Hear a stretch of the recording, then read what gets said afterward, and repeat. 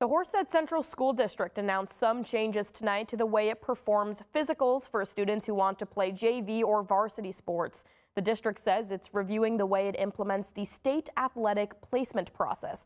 That process says the goal is to make sure students are competing safely against students of the same physical maturity level despite their age or the grade. Tonight, the Board of Education heard from a concerned parent for a second time.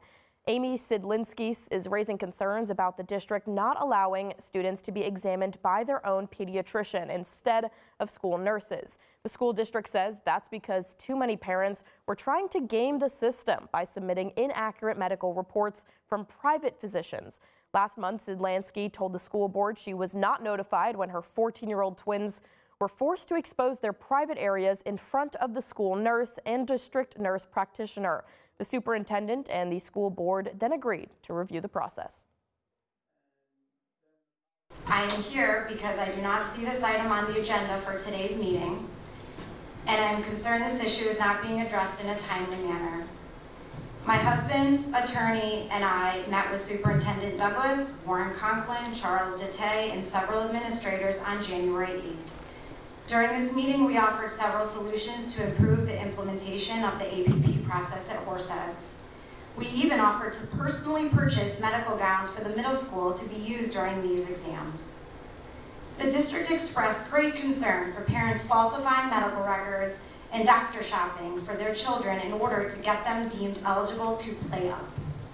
While that may have happened on select occasions several years ago, it is hardly a systemic issue today. While I continue to be the only parent speaking up about my children's experience, I assure you that I am not alone. Following the December 14th meeting, 76 people privately contacted me to share their children's experiences, many of whom were strangers, some with horrifying stories.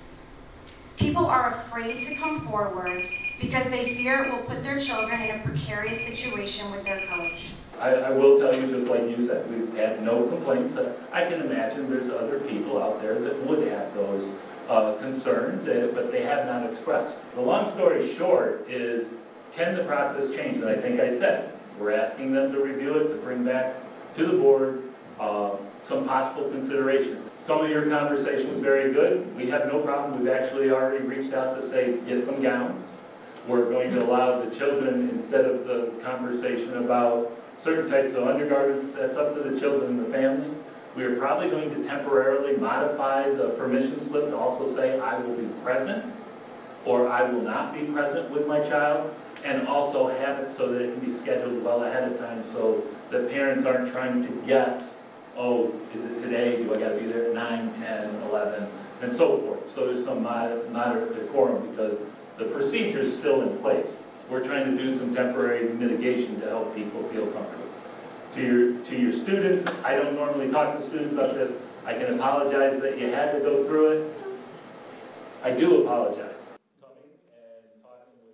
Superintendent Douglas says an athletics and extracurricular committee is reviewing the process. He says the committee is not public, but is made up of parents, teachers, and school board members. Sidlinski wasn't allowed to finish her remarks, even after being allowed an extra 30 seconds. But we posted her full remarks over on our website, mytwintears.com.